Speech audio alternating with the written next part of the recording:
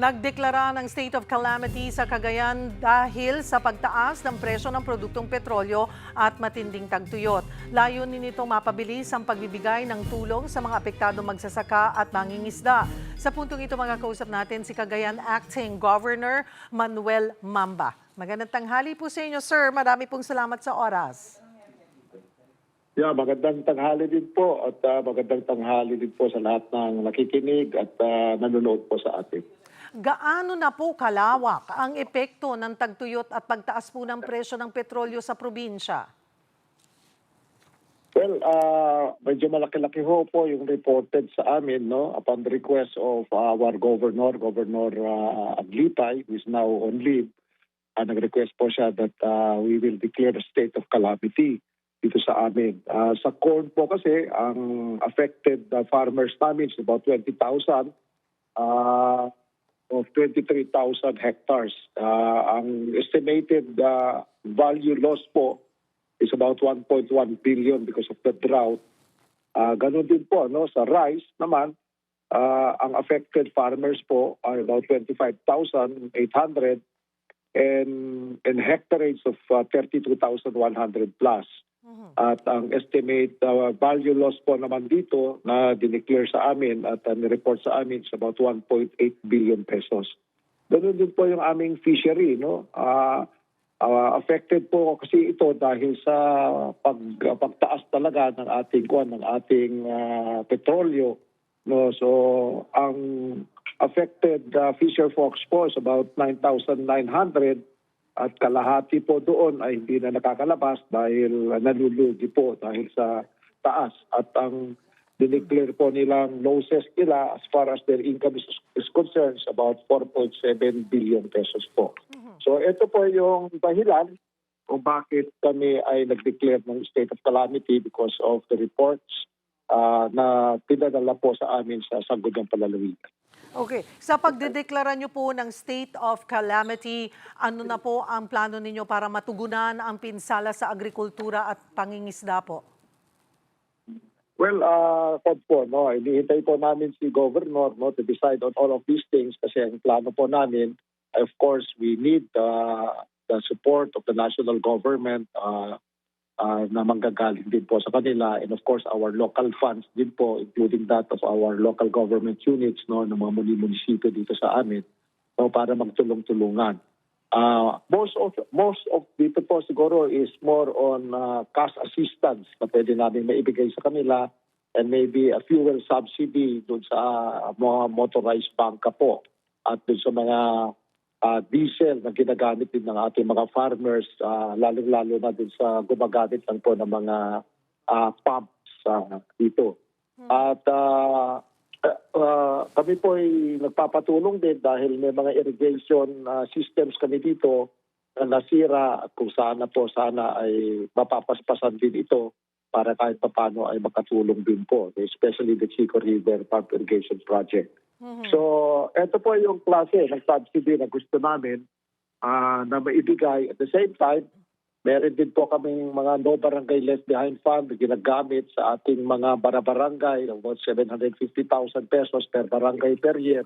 Ang plano din po naman dito is for them, matulungan sila to produce, so, lalong-lalo na yung mga backyard gardening, backyard chicken raising. Yun po yung usual na ginagawa namin pag nagkakaproblema ng ganito para pantawid ng income at pantawid ng gutom din po. And maybe some form of rice subsidy po to pantawid ng gutom sa mga tao. So, ito po yung kinocontemplate namin, of course, with the big help from the national government. Opo. Doon po sa pagdedeklara ng state of calamity, gaano po kalaking budget ang maaari pong galawin o gamitin po ng provincial government sa pagbibigay po ng tulong sa mga apektado po nating farmers and fisher folks?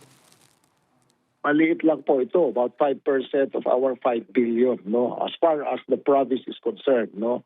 Maliit po yan, about 250 million pesos, and not all of that will go.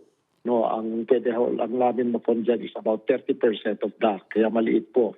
Pero ang maganda po dito sa aming probinsya kasi, meron kami talagang binibigay no, na subsidiya at tulong sa bawat barangay, 820 barangays at 750,000 each na nagagamit po namin. But we have to realign this para kahit pa paano po ay magamit namin sa food production sa mga barangay at mga pudok-pudok namin dito. Aminado na po kayo na maliit na halaga, maliit na porsyento lamang po itong pwede niyong galawin. So paano po yung plano? Ang tansya niyo po, Vice Gov, ngayon na yung for the cash assistance and the fuel subsidy, more or less, magkano po ang maibibigay natin sa bawat farmer at fisher folk? We have to po yan, no? Kung magkano talaga. Kasi ang mangyayari po dyan, we have to compare notes, no? Kasi ang barangay, meron din po silang calamity fund. Ang town, meron din po silang calamity fund. At ang province, may calamity fund. Ganun din po yung national. And that is why we have to compare notes kung paano natin i-distribute ito na kahit paano equitable whole distribution at yung mostly affected po. So, ganun po kasi yung natin dito. And pag kinukumpuni po naman to, malaking tulong po ito. But ang problema po namin, lalong-lalo na sa Cagayan, yung bare months po namin where we have a lot of typhoons that will have to hit us again and yung flooding po namin dito. Kaya we could not spend it all kaagad-agad. That is why kami po ay nananawagan sa national government para makatulong pa dito sa amin because sa tingin po namin, dadating yung mga bare months natin towards the last quarter of the year, even up to the first quarter of next year, problema din po namin itong mga kalamidad na dadating sa atin. Maliban po sa ganitong panawagan, Vice Gov, ay mayroon na po ba tayong direct o nakapag-reach out na po ba tayo sa national government kung paano sila makakatulong sa probinsya ng Cagayan? Opo. No, our governor before dito po ay nakausap niya naman po yung mga national agencies, especially Department of Agriculture, no, on the kind of help na pwede nila maitulong sa amin. Of course, the welfare office din po, no. And I understand, no, he had initial contacts with them also, no, before we had declared itong state of calamity dito sa province of Cagayan. Gaano po katagal inaasahang mananatili ang state of calamity?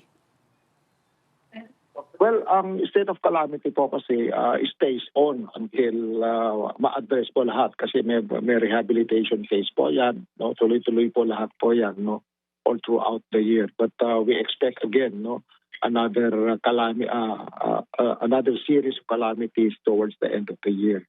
Ganito po kasi sa Cagayan, even during my time as governor. So pag tinatamaan kami ng drought, most of the time, no, ay tatamaan din kami ng flooding at the same time typhoons at even super typhoons towards the end of the year. Ano po ang mensahe ninyo sa mga residente ng Cagayan sa gitna po ng krisis? Sobra po yung krisis natin, no. Napaka-importante po na magtipid po tayo, no. At we have done already our initial plan, no, na wala na munang piyesta-piyesta, magpamisa na lang muna tayo. Produce more po, no, sa ating mga backyard garden, backyard animal raising, backyard poultry raising at tutulong po ang provincial government towards this end. Kaya double po yan. Nag-uuwian din po ang ating mga OFWs from the Middle East. There is so much unemployment din po. Ang importante po, magtulungan tayo, magtipid tayo, and if we could produce on our own, lalong-lalo yung pagkain, yun po pinaka-importante sa atin. At iwasan po natin ang bisyo. Wala na ho munang bisyo and kung ano-ano man pa klaseng hindi basic need ng mga tao. Yun po ang pinaka-importante ngayong mga panahon na ito. At sa tingin ko po kasi mahaba-haba po ito. No, there is no end in sight as far as the Middle East problem is concerned. At nakita rin po naman natin, may kalamidad na tayo ngayon, tatamaan pa tayo ng kalamidad towards the end of the year. We prepare for it po. Napaka-importante po na magkaisa tayo towards this end. Marami pong salamat, Cagayan Acting Governor Manuel Mamba.